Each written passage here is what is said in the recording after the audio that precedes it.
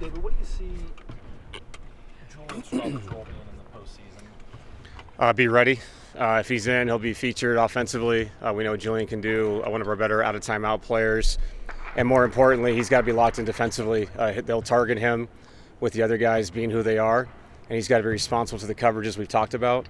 And he's one of those guys got to stay ready, just like all of our guys. We know our first five are. We're pretty sure of our next rotation after that. And then after that, it's going to be a feel of guys you put in the game, and we expect everybody to be professional about it, be ready to go. Has his lack of playing time been due to just getting back in shape from the injury or defensive concerns? What's been behind that? I think, coming back from injury, you got to find your rhythm, which is really hard when you're not playing in games. So you got to find it in, small-sided scrimmages, pickup games with the coaches. But that's part of the NBA. Nobody practices a lot at the end of the year. That's you deal with that every year. We've gone with a rotation of the last three games. That's one. So we'll look at that. But no, everybody's on the table, man. If they're wearing a jersey, I'm gonna look at them to see if they can help us win a game. And Julian especially, a guy that's really impacted our season. So, like I said, offensively he can really help us, and defensively he's got to be responsible with the assignments.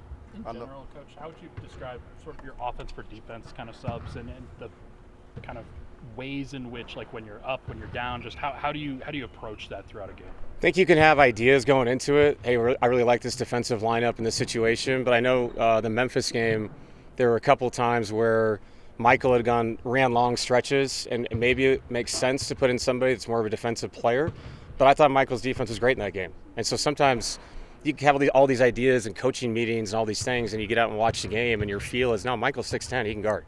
I'm gonna leave him out there. He can defensive rebound. So you have to feel it and where guys are in that game, how they're moving side to side. So for me, it's more of a feel, but with that feel, have a lot of things in your back pocket that you're comfortable with if you have to go there. One of the things Memphis' interim coach talked about when he was here was about decision fatigue, how as an assistant you're constantly making suggestions. Right. But now you are making a whole bunch of decisions. Have you battled that at all, or how have you kind of handled the increase in decision making? Yeah, I completely agree with him. Also, on top of that, you have to learn to filter ideas that are coming your way. And it's kind of like writing a paper. Most of the paragraph means nothing, but one sentence means something. So when you hear ideas, sometimes you have to say, thank you, I appreciate that, and it goes out the other ear. Sometimes you take it and you quickly decide, you know what, that does make sense, let's go there. And I know what he's saying, because you go into games and you're kind of a creative thinker when you're an assistant, because you're just suggesting things that you think could work, and you believe them, but you don't have to make the decision, so it's a lot easier to make that suggestion. That's been a change. With our staff, it's been really easy for me. I think they've been really good. They've known when to come at me, give me some space where I can think things through. I agree with him, man. I'm sure Doug felt the same way he took over in Sacramento. There's things you can't control because you've never gone through them. But I think we've done well so far. We've navigated that part of it as a staff. Do you have any relationship with Tyronn Lue? He was asked about, because he has one with Coach Malone, would he reach out just to kind of pick his brain? He said out of respect for, what he was going through and having just won a championship, he wouldn't. But so, do you know him at all, or do you appreciate him at least saying that publicly? It doesn't mean it's happening. Yeah, I know Coach Lue. We're not friends in the sense of we've hung out all the time. Hung out with him in the bubble a little bit. Immense respect for him. And if he reached out to Coach Malone and they talked, they're friends. They can talk. Not to mention talking to Coach or just seeing us on tape. He knows us. He's played. Coach Lue has played against us a million times. We've played against him a million times. So, I have so much respect for him. The job he did in Cleveland was incredible. And what he's done with the Clippers through the injury seasons, he's always gotten the most out of that group. And obviously he's got a healthy group this time, to play with. So, I understand what this is, a very tenured, experienced coach, an interim coach, that whole storyline, narrative, whatever it may be. All I can tell you is I respect the guy and excited to compete against him. You guys have obviously faced Zubats for a long time, but yeah. What about the way you go about preparing for him has changed since James got there, and kind of how do you feel like he's been unlocked in their offense the last 2 years? Yeah, I would say his whole career he's changed. I mean, it's funny, with the Lakers when he was young, they featured him a lot and posted him up, and then he got to the Clippers, he became more of a roller, defensive guy, didn't really touch the ball, and now it's everything, and everything. He posts up, he's a playmaker in the pocket.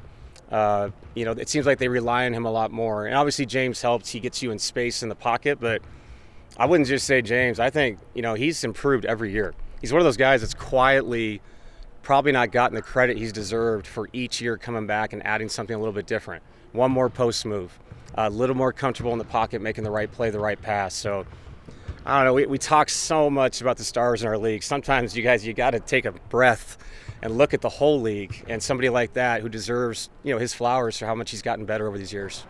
There's plenty of speculation that you've talked to your dad a bunch. Obviously, people talk to their parents, but about these moments. And my mom, too. Well, yeah, right. But about these moments, have you found yourself talking to him a little more, or is he, have you been preparing for this your whole life, so he's kind of giving you a couple things? Like, because it's easy for us to assume, they're talking every day all the time about this, or that. Yeah, I mean, we talked about Mobland last night. Check it out. Yeah. Really, it is. Tom Hardy. No, I think how he coaches, how he talks to me. He is calm. We talk about this if I suggest it.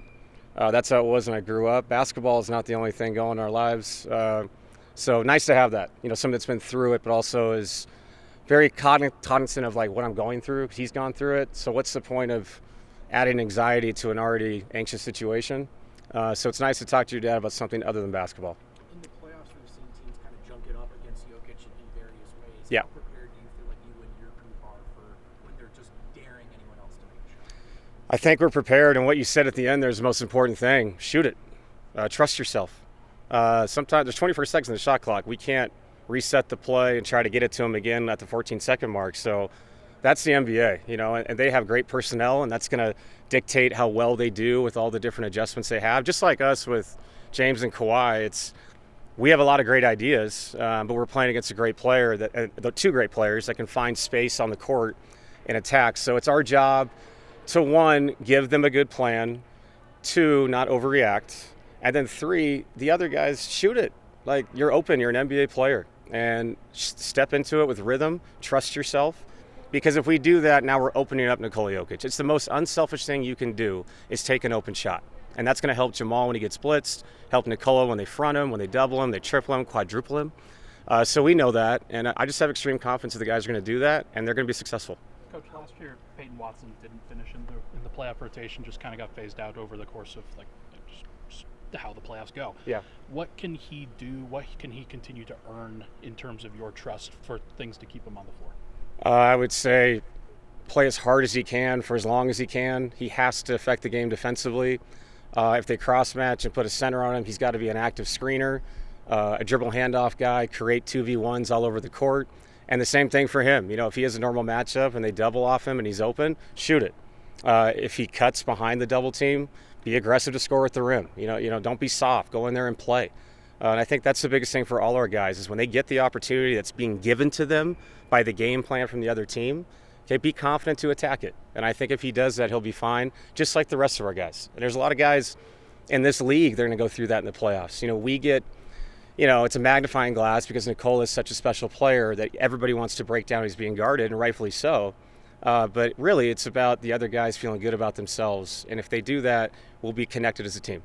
How healthy are you guys heading into the playoffs? I thought you were going to ask me, but I think no, I don't know. No, I think our guys are in a great place. They moved well all week. We tried to maintenance. I think I talked about it a couple of days ago. You have to maintenance guys in different ways. Jamal wanted to kind of go because he hasn't played a lot lately. We kind of took a step back with Aaron, with Nikola. You're saving their legs as best you can. So we did the best we could with that, pulling guys out of drills that don't need it, guys that did need it. And I think we're in a sweet spot right now. Like, we look good. I'm really happy with where the guys are at because they're going to play a lot of minutes. What do you feel like has built the belief that this team has? I think the locker room right now is in a really healthy place because of the guys in that locker room. When you go through a lot, sometimes, I think we all know this in life, you go through complications. Sometimes you come out the other side a better person. And as a team, that can happen too. I don't know what that's going to mean for tomorrow. All I can tell you is the guys in there are in a really good place. They like being around each other, and they're excited for the challenge. And I told them after this, and I really mean it, and we all know this, even for you guys, play 82 games, coach 82 games, cover 82 games. It's time. Like, this is where it's at, and this is where you want to be. And we earned it, and I'm really excited for the opportunity to be in this environment with hopefully a crazed fan base. So I'm really excited. Thank you. Yep.